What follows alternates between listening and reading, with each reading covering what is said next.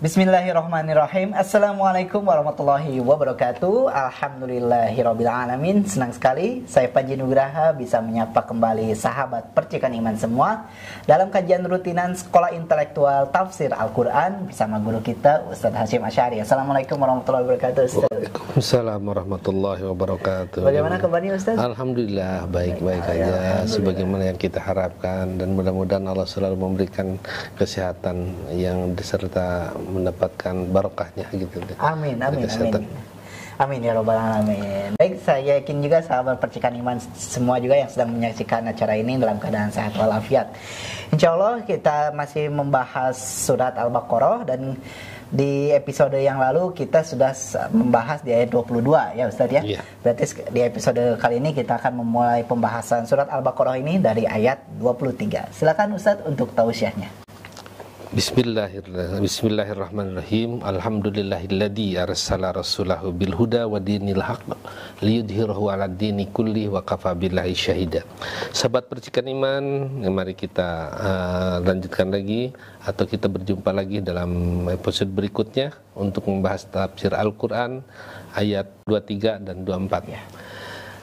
Ayat 23 ini Allah menantang bagi orang-orang yang merasa ragu terhadap kebenaran Al-Quran, karena mereka menyangka bahwa Al-Quran itu adalah bukan dari siapa-siapa, itu adalah hasil-hasil kumpulan Muhammad dari dongeng-dongeng masa lalu. Dan kadang-kadang merupakan syair-syair dikatakannya, itu merupakan syair-syair. Nah, padahal justru itu Allah mengangkat Nabi Muhammad dalam keadaan ummi, dalam arti ketika Nabi Muhammad diangkat menjadi nabi dan diangkat menjadi rasul dalam keadaan ummi, dalam arti tidak bisa baca tulis. Ini adalah salah satu di antaranya untuk menghilangkan prasangka mereka bahwa Al-Quran itu karangan Muhammad. Kalau kira-kira orang yang ummi tidak bisa baca tulis, bisa sudah mengarang sendiri, atau bisa mengumpulkan dongeng-dongeng, mereka baca dari mana? Justru ini sebagai bukti Nabi Muhammad diangkat menjadi ketika diangkat menjadi nabi itu ummi, untuk menghilangkan sebenarnya, tapi mereka memaksa bahwa itu adalah merupakan asatirul awalin, itu dongeng-dongeng masa lalu, bahkan itu adalah merupakan ahli syair dan sebagainya. Tapi ketika berlanjut menjadi nabi, tidak selalu ummi. Rasulullah itu cerdas, maka memiliki sifat patonah. Patonah itu adalah cerdas. Begitu dibacakan ayat Al-Quran, diwahyukan kepada Rasulullah tidak perlu tanya lagi. Langsung, walaupun lewat mimpi, Rasulullah selalu bisa mengungkapkan dengan benar. Yaitu tidak umpamanya, barabe kali kalau memang lupa lagi, aduh Jibril kemarin lupa lagi ayatnya bagaimana bunyinya, yaitu bukan patonah, bukan kecerdasan. Maka ini makanya ditantang oleh Allah. A'udzubillahi minasyaitonirrajim. Wa in kuntum fi raibim mimma nazzalna ala abdina fa'tu bi suratin mim mislih. Dan jika keadaan kamu merasa ragu kepada Al-Quran yang Allah turunkan kepada hamba kami, coba saja fa'tu, bikin oleh kamu, datangkan oleh kamu, ciptakan oleh kamu, bikin bandingan mim mislihi, bi suratin, satu surat saja, tidak usah satu Al-Quran, satu surat saja yang paling pendek silakan, yang sebanding dengan Al-Quran ini. Kalau kamu tidak bisa, wad'u syuhada'akum, undang penolong-penolong, pembantu-pembantu ahli syair atau ahli sastra, undang. In kuntum min dunillahi, selain Allah. Kecuali jangan Allah yang diundang. Kalau Allah yang bisa aja, mungkin bisa, bukan mungkin, pasti bisa Allah melakukan sesuatu yang melakukan perbandingan seperti itu. In kuntum shodikin, jika kamu benar bahwa tuduhan kamu itu kepada Nabi Muhammad itu bahwa Al-Quran itu adalah susunan Nabi Muhammad, karangan Nabi Muhammad, dongeng-dongeng masa lalu, syair dan sebagainya. Nah, di dalam ayat ini memang wad'u syuhada'akum, artinya ai qauman akharin, coba undang kaum yang lain. Kalau tidak cukup di orang kafir, orang Quraisy, undang dari yang lain. Qauman akharin yusa'idukum, yang membantu kamu sekalian ala dalika, untuk menciptakan suatu bandingan Al-Qur'an. Ai ista'inu bi ahilatikum, atau misalkan minta bantuan kepada Tuhan-Tuhan kamu yang selama ini dianggap oleh kamu Tuhan. Fi dalika yamudunakum, yang bisa membantu, wayan surunakum, dan bisa menolong kamu sekalian. Ini adalah tantangan dari Allah Subhanahu wa taala di saat mereka menganggap, menuduh bahwa Al-Qur'an itu adalah bukan dari Allah. Nah, Al-Qur'an itu juga memang yang dimaksud membuat di sini dalam arti bukan hanya sekedar membuat dengan hanya konteks yang bagus, tapi mempunyai maknanya yang kuat, maknanya yang benar, kemudian juga mukjizatnya, karena memang Al-Quran itu adalah merupakan mukjizat bagi Nabi Muhammad. Ya. Maksudnya begini, mukjizat itu artinya yang melemahkan. Yang melemahkan segala argumentasi dan dalil-dalil, alasan-alasan mereka. Nah, setiap Nabi diberikan mukjizat itu yang mirip dengan sesuatu yang pada saat itu dibanggakan. Seperti Nabi Musa alaihissalam, mukjizatnya itu salah satunya adalah tongkat jadi ular. Itu bagaikan sihir. Kenapa? Karena pada saat itu pada pada zaman Fir'aun itu yang dibanggakan oleh mereka itu adalah sihir. Maka mukjizatnya itu adalah seperti sihir, itu yang melemahkan mereka. Jadi sihir-sihir itu dikalahkan oleh mukjizat Nabi Musa. Jadi kan kita tahu mukjizat Nabi Musa itu kan seperti sihir. Ya, tongkat lemparkan jadi ular. Mereka melemparkan tambang, melemparkan tali, itu menjadi ular. Kalau itu mirip-mirip sihir. Sehingga oleh Firaun disangka Nabi Musa itu adalah guru Tuan maha gurunya tukang sihir. Nah, ketika Nabi Muhammad, banyak sih mukjizat yang diberikan kepada Nabi Muhammad, tapi salah satu di antara yang melemahkan ke dalil-dalil mereka, nah, dengan mukjizat Nabi Musa tadi lewat, maka lemahlah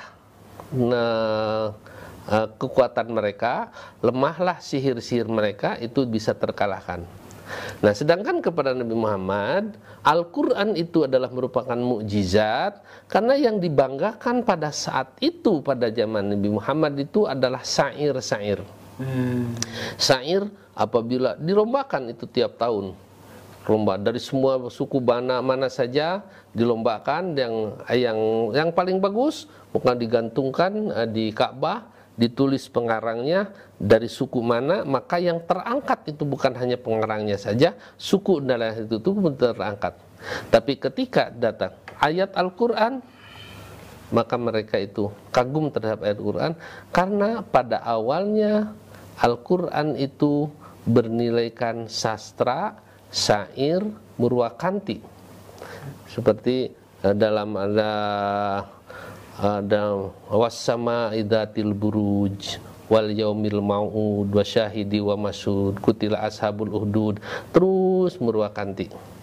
Inna atena qul a'udzu birabbin nas malikin nas ilahin nasin, terus. Nah, itulah serta artinya sastra, dan juga merupakan bisa memenuhi syair yang sangat indah.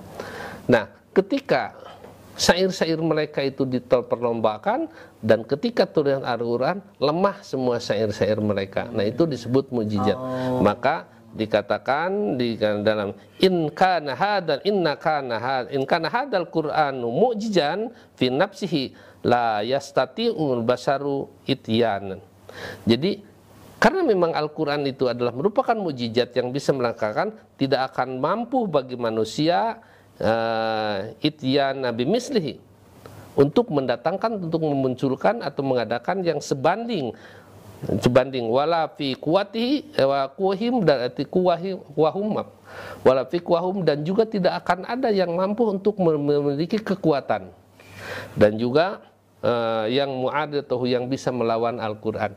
Makanya Allah pantas menantang wa in kuntum Firoibin, jika kamu merasa ragu mimma nazalna terhadap apa yang kami turunkan ala abdina kepada hamba kami yaitu Muhammad, fa'atu bisurah, coba datangkan satu surat oleh kamu bimisli yang sebanding saja, tidak usah surat Al-Baqarah. Surat Al-Baqarah terlalu panjang, bahkan di sini ada di dalam tafsir hanya waj'ul kuatan, jadikan boleh dalam Al-Kautsar silahkan sebenarnya Al-Kautsar atau Al-Ikhlas silahkan, tapi bukan hanya saja dari segi makna tapi arti, tapi memiliki makna yang sangat luas, mempunyai makna seperti Al-Kautsar itu maknanya apa dan sebagainya. Nah makanya Allah mengatakan wad'u syuhadaakum, kalau kamu tidak bisa sendiri, undang yang bisa menolong kepada kamu, undang orang-orang yang bisa membantu kepada kamu, minta pertolongan min duni wa'du syuhadakum min dunillahi, selain Allah. Selain Allah ya tentunya Allah itu tidak akan artinya tidak akan gagal kalau memang Allah itu yang bisa membikinnya. In kuntum sadiqin, jika keadaan kamu sekalian benar bahwa tuduhan-tuduhan kamu kepada Muhammad itu adalah Muhammad itu ahli syair, Muhammad itu tukang baca-baca dongeng masa lalu, Muhammad itu bahkan disebut orang gila. Karena itu sebagai bukti kebenaran ayat Al-Quran itu sebut Al-Lahab, tabat yada abi lahabi watab, celaka. Ini makna yang lebih jauh. Celakalah Abu Lahab dan sama agna anhu malu wa makasab, tidak akan bisa menolong kepada mereka apa usaha mereka dan apa yang sudah lakukan. Wa imra'atu bahkan wa imra'atu hamalat al-hatab, bahkan istrinya pun termasuk orang yang akan masuk dalam neraka, yang biasa membawa kayu bakar. Membawa kayu bakar itu bukan tukang suluh, tapi membawa memanas-manasi kepada orang lain. Ini jangan Muhammad, ini jangan ini. Sekarang istilahnya mengompori kan sekarang. Karena kayu bakar sudah sulit, sekarang kompor. Hamalat fi jidiyah hablum masan. Nah, ketika Rasulullah diperintahkan untuk dakwah terang-terangan, orang-orang Quraisy kemudian naik ke Bukit Sofa dan memanggil orang-orang Quraisy. Rasul berkata, apakah kalian yakin kalau saya katakan bahwa di balik bukit ini ada pasukan kuda yang akan menyerang kalian? Bagaimana kalau saya katakan itu, apakah kalian percaya?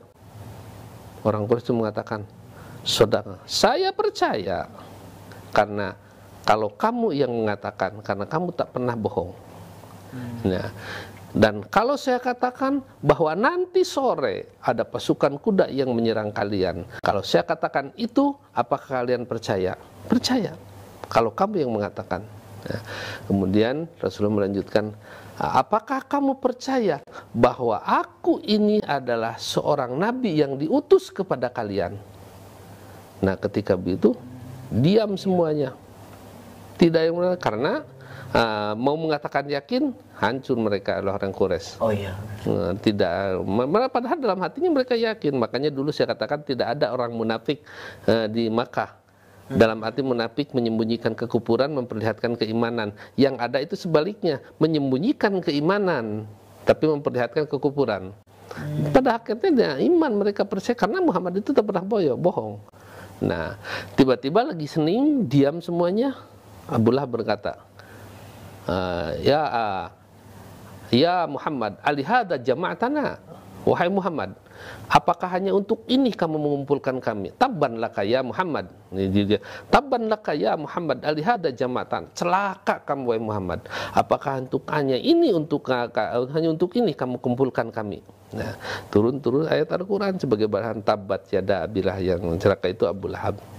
Nah, setelah turun ayat itu, Abu Lahab itu 10 tahun matinya setelah dari turun ayat itu. 10 tahun. Tapi sebagai bukti kebenaran, Abu Lahab itu tidak beriman. Padahal ada kesempatan untuk beriman nggak?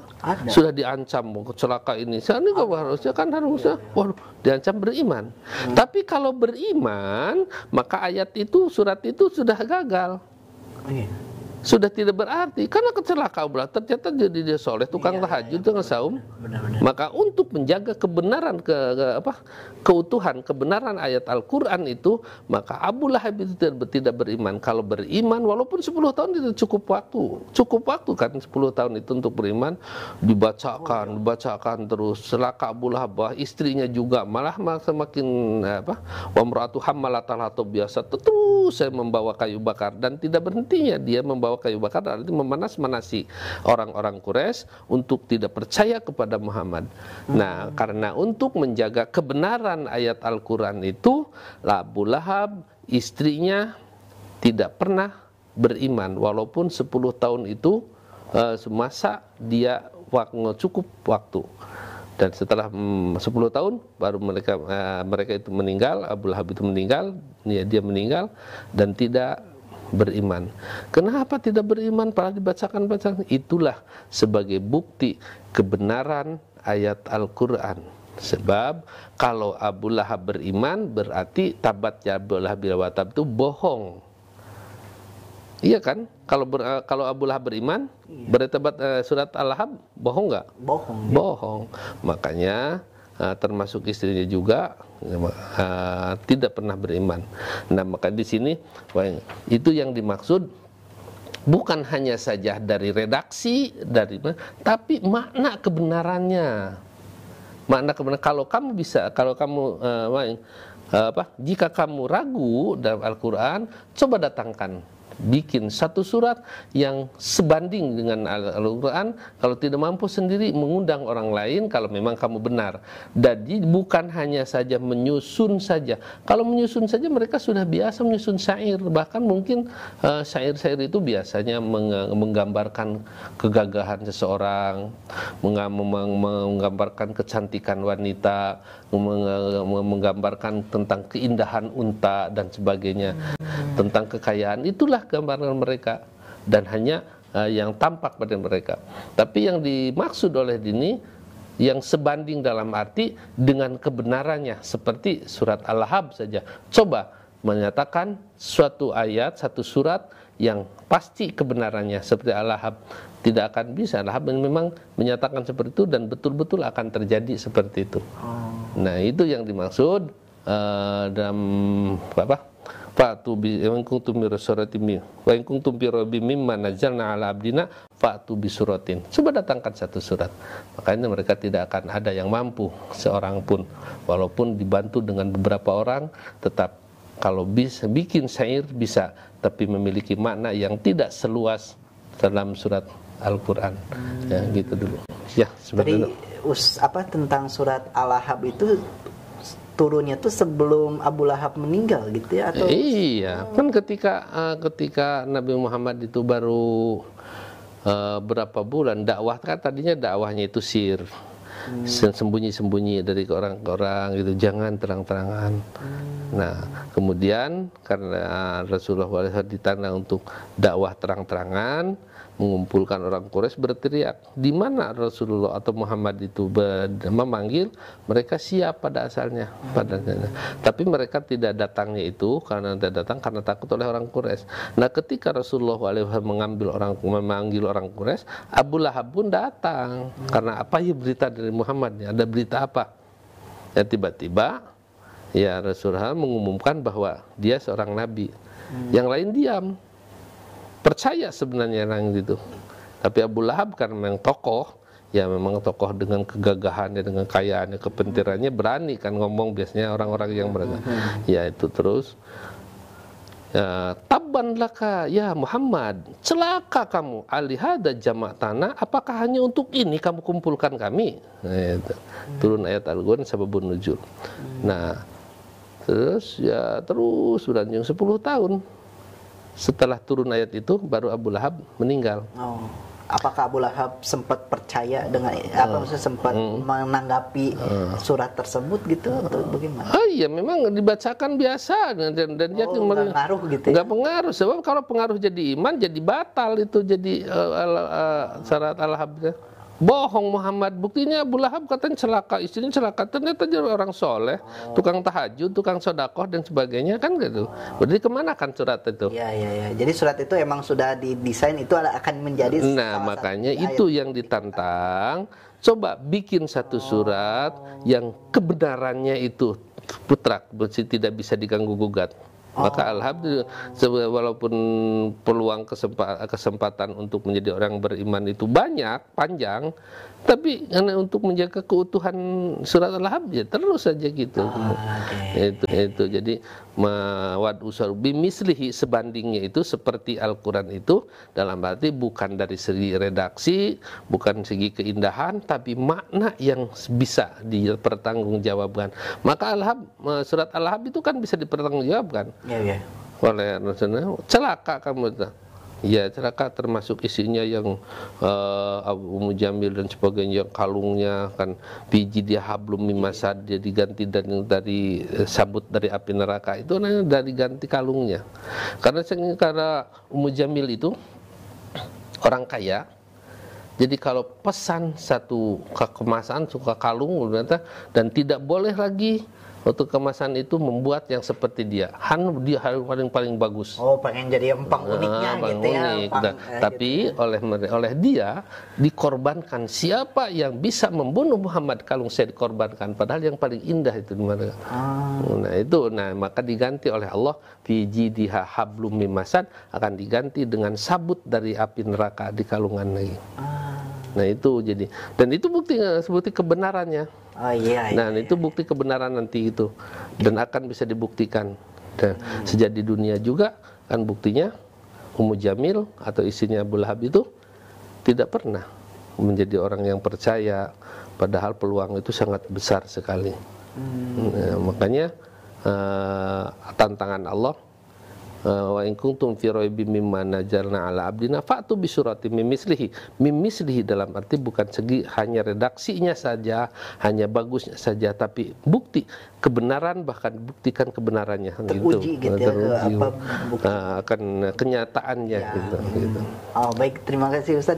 Nanti kita akan lanjutkan lagi setelah jeda pariwara berikut ini. Tetaplah bersama kami di Tafsir Al-Qur'an.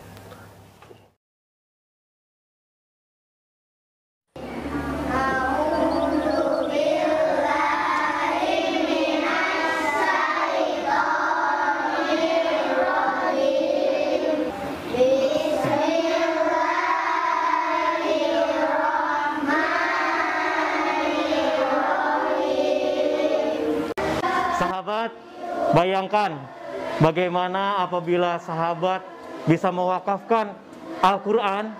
Masya Allah, ribuan kebaikan insya Allah telah menanti Anda. Karena setiap huruf yang mereka nanti akan bacakan itu akan menjadikan pahala buat kita semuanya. Maka dari itu sahabat Percikan Iman, mari yuk kita berwakaf untuk wakaf Al-Quran di Percikan Iman. Di nomor rekening 777 177 178. Terima kasih.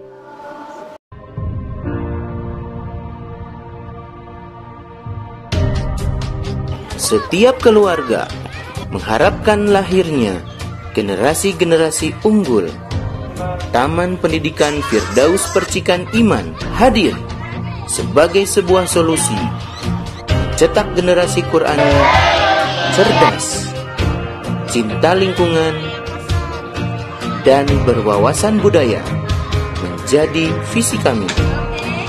Pelayanan pendidikan mulai dari playgroup, TK, dan SD, memadukan kurikulum nasional dan kurikulum khas Firdaus.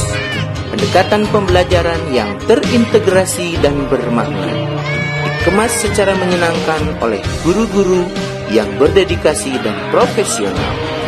Mari menjadi bagian dari keluarga Taman Pendidikan Firdaus Percikan Iman.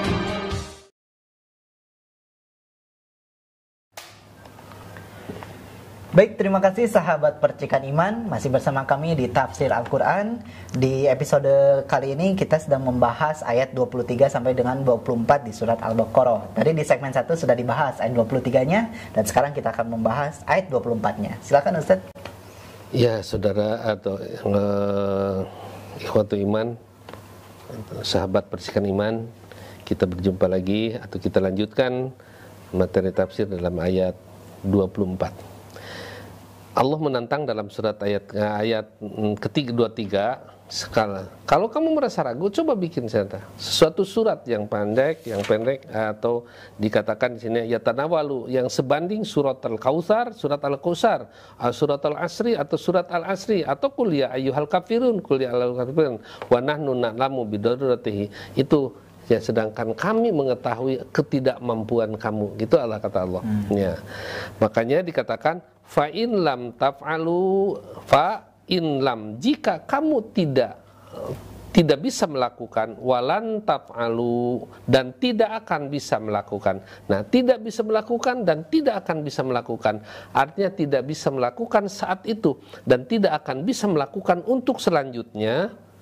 Fattaqun nar, takutlah kamu sekalian oleh api neraka, allati, yang api neraka itu waquduhan nasu, bahan bakarnya adalah manusia, wal hijaratu, dan batu-batu, uiddat lil kafirin, disediakan untuk orang-orang kafir.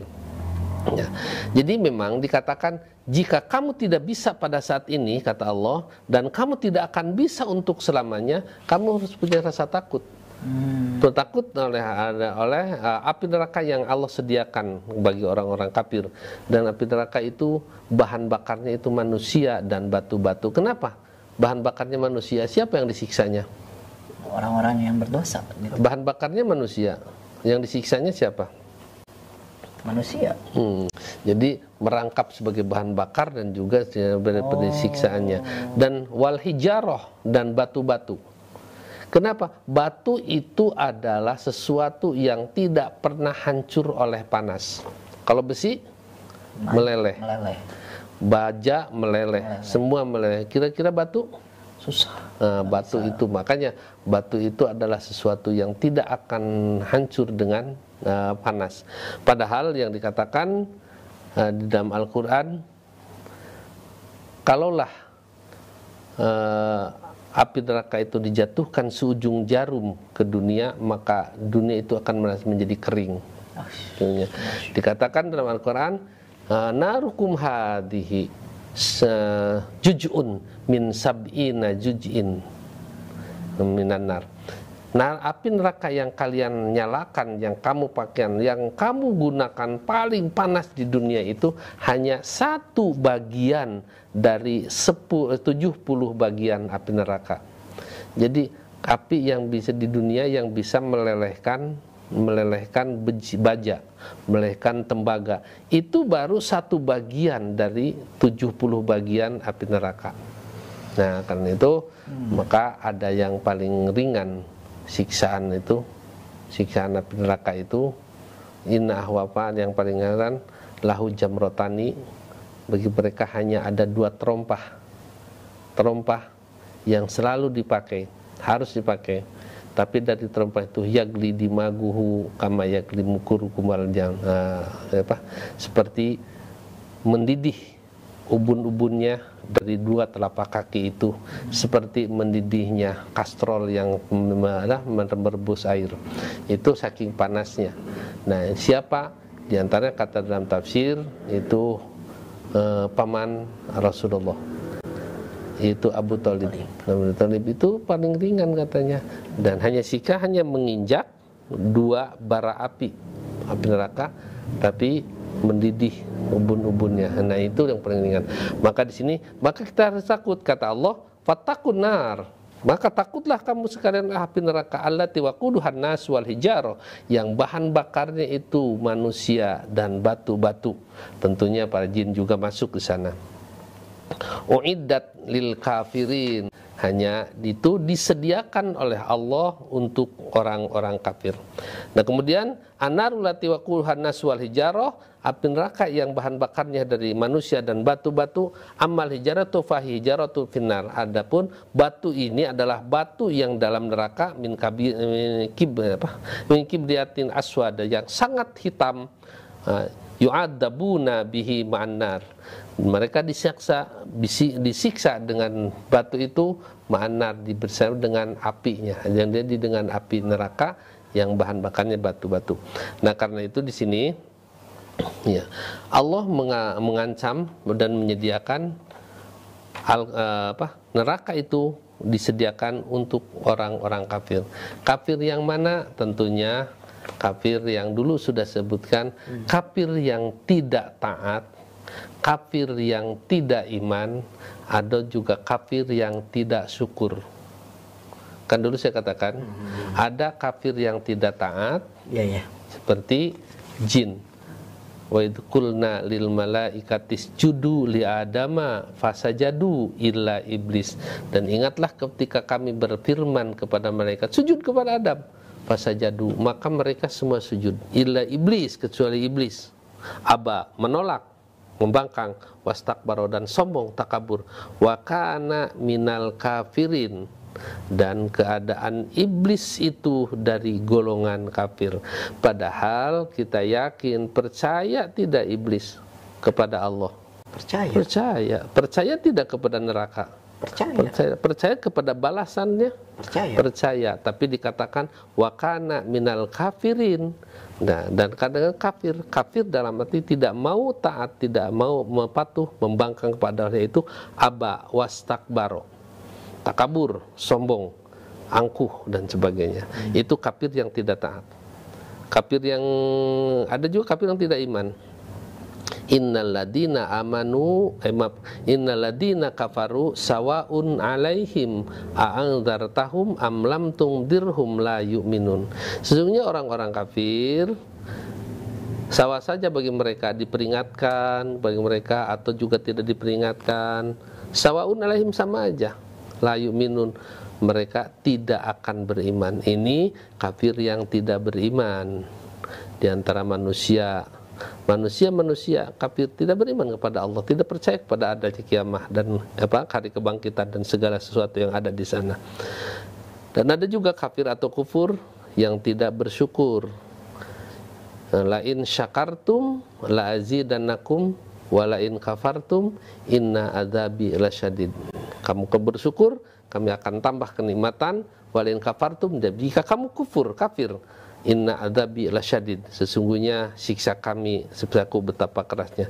Jadi di sini uiddat lil kafirin, sama aja kita bagi kufur yang tidak taat, kafir yang tidak iman, kafir yang tidak syukur juga sama, inna adzabi lasyadid, siksaan kami betapa keras.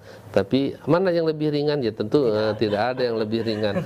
Hanya barangkali kalau kita bersyukur semuanya bisa bertobat, bisa dengan mengembalikan atau melakukan sebaliknya. Kalau tadinya tadinya kufur, bersyukur kepada Allah. Tadinya kufur, tidak beriman kepada Allah. Tadinya yang kufur, tidak taat, maka taatlah dan patuhlah kepada Allah. Maka dalam ayat ini terutama di sini yang dikatakan adalah orang-orang yang kafir tidak beriman dan juga kafir tidak taat dan tidak patuh. Seperti kafir yang tidak beriman perlu pada amalnya kepada manusia, di sini kafir tidak beriman. Wa kuntum fi raibin, apabila kamu ragu. Yang ragu itu siapa? Mimman nazzalna ala abdina, kepada apa yang telah kami turunkan kepada hamba kami, Al-Qur'an. Yang ragu itu siapa? Kira-kira iblis, setan, jin. Ragu tidak? Tidak. Yang ragu itu adalah manusia. Nah, dari terutama yang kafir dari ini, yang kafir tidak beriman dan ragu. Kalau kamu ragu, silahkan keluarkan, datangkan, bikin satu surat. Tidak bisa sendiri, bantu menilai orang lain, undang orang lain selain Allah. Jika kamu memang benar. Tapi jika kamu tidak bisa melakukan dan tidak akan bisa melakukan, takutlah oleh api neraka, yang api neraka itu bahan bakarnya manusia, orang-orang yang kafir tadi, wal hijaroh, dan batu-batu. Bahkan ada juga yang menyatakan batu-batu itu bukan batu-batu hanya sekedar batu, termasuk juga batu-batu berhala yang selama di dunia ini dijadikan sembahan mereka. Jadikan cuma patung-patung yang dijadikan sembahan mereka yang dari batu, dan yang terutama yang memang dianggap yang dari batu itu yang kuat barangkali. Nah, dan itu semuanya neraka itu disiapkan, dicanangkan untuk orang-orang kafir.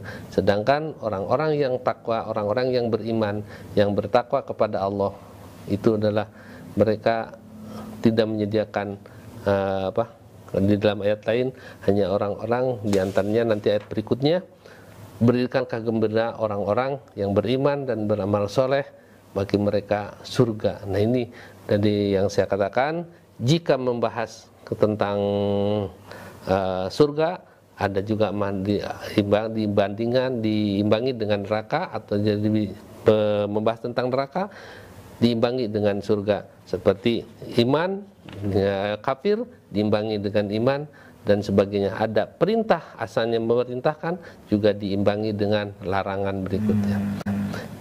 Ya. Ini dibarangkan. Ya, baik, terima kasih Ustaz. Nanti kita akan lanjutkan setelah jeda pariwara berikut ini. Tetaplah bersama kami di Tafsir Al-Quran. A'udzu billahi minasyaitonir rajim. Auzid 'alaihi warattilil Qur'ana tartila. Sahabat, dalam Al-Quran, Allah memerintahkan kita untuk baca Quran secara tartil. Yuk sahabat, kita sama-sama ikhtiarkan untuk mencapai bacaan Quran dengan tartil bersama Percikan Iman. Saksikan program Percikan Iman Mengaji melalui YouTube channel Percikan Iman Online atau streaming via Instagram dan Facebook Percikan Iman. Percikan Iman Mengaji, Al-Quran, semangatku!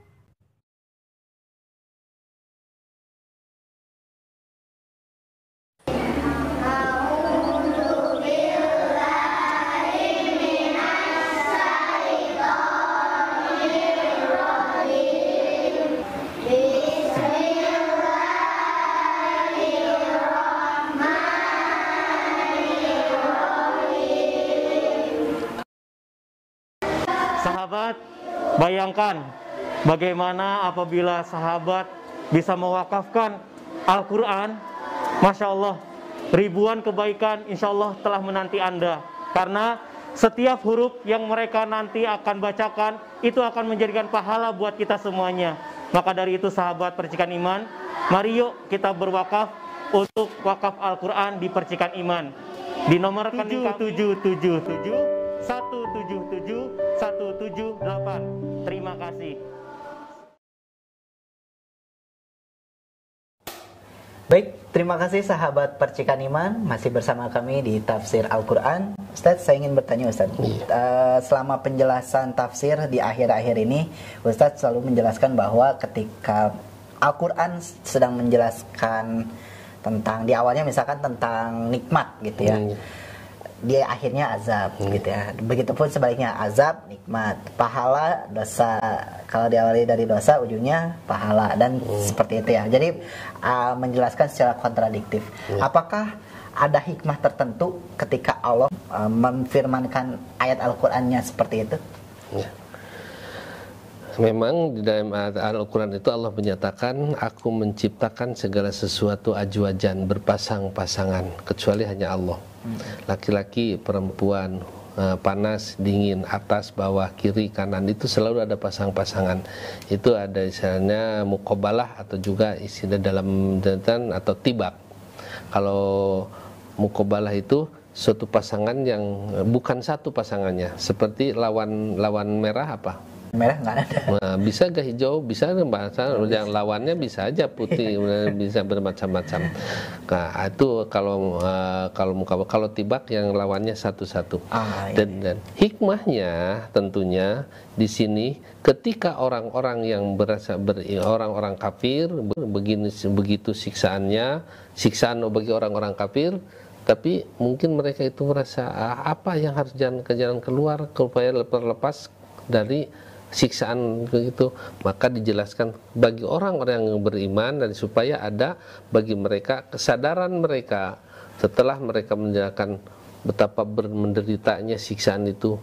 Jadi bagaimana caranya kita supaya terlepas dari siksaan yang Allah sediakan? Maka Allah memberikan gambaran, inilah bagi orang-orang yang beriman, gitu. Kemudian siksaan diberikan seimbang dengan kenikmatan. Ya begitu juga dalam bahasa-bahasa seharian. Kalau kita Kalau kita punya saudara, punya anak umpamanya nakal, atau dalam arti malas belajar. Nah, kamu itu jangan malas belajar, sebab kalau orang-orang yang malas belajar itu akibatnya begini. Tuh, kayak itu, supaya orang yang rajin, yang pintar menjadi begini. Itu supaya mereka menjadi berpikir lebih luas lagi, dan supaya mereka meninggalkan segala sesuatu yang sekiranya jelek, dan mereka mengambil sesuatu yang baik, yang baik. Menghindar dari siksaan, mendekati kepada kenikmatan, meninggalkan kekufuran, meraih keimanan. Dan selalu begitu dalam ayat Al-Quran itu Allah mengatakan, dan seperti yang ini aja tadi menjelaskan uiddat lil kafirin, disediakan neraka itu bagi orang-orang kafir. Dalam ayat berikutnya, ayat 25 yang nanti kita barangkali bahasnya, wabasyiril ladina amanu, berilah kabar gembira bagi orang-orang yang beriman. Kapagi artinya tidak seperti orang-orang kafir yang dihadapkan, yang dicanangkan neraka, tapi bagi orang-orang yang beriman itu surga yang mengalir dan sebagainya. Itu hikmahnya supaya mereka jadi solusi barangkali, ya, memberikan solusi. Sebab kalau yang benar itu, kalau kita menyalahkan kepada orang lain, salah-salah, tidak bisa memberi solusi yang baik. Itu kamu salah, jangan begitu. Ya kemana? Pokoknya salah, itu jangan salah sebenarnya. Makanya biasa penceramah-penceramah itu, kita menghadapi persoalan-persoalan ini, berikan solusinya begini. Nah, orang-orang itu ketika membahas satu persoalan yang sulit, yang mereka bermasalah-masalah, harus diberi solusinya. Allah juga begitu. Orang-orang kafir begini, supaya terhindar dari siksaan api neraka, adalah solusinya menjadi orang-orang yang beriman. Itu supaya orang-orang itu berpikir seperti itu. Iya. Ternyata isi Al-Quran itu ternyata sudah sangat lengkap gitu, sangat sempurna gitu ya. Memang tidak ada lagi bacaan yang paling sempurna dan bacaan yang tidak pernah membosankan. Iya, betul. Berulang-ulang juga, tamat berapa kali tidak akan bosan. Iya. Kalau bosan udah aja berhenti sholat Fatihah contohnya. Coba siarkan aja ini yang biasa baca Al-Quran. Al-Quran itu satu-satunya bacaan yang tidak pernah membosankan, walaupun diulang-ulang. Makin diulang makin asik. Iya. Coba kalau buku biasa seperti tenggelamnya kapal Panderwick, berani ada yang sampai 3 kali baca? 3 kali tuntas baca? Tentunya tidak akan ada. Itu bahasa Al-Quran itu tidak ada, karena memang di dalam Al-Quran itu berbagai macam ilmu. Jadi sebelum kajiannya dikaji. Jadi seperti dari Al-Quran itu ilmu bahasa dari Al-Quran. Kemudian nahu sorob itu dari Al-Quran. Jadi mereka membuat ilmu nahu sorob karena membaca Al-Quran.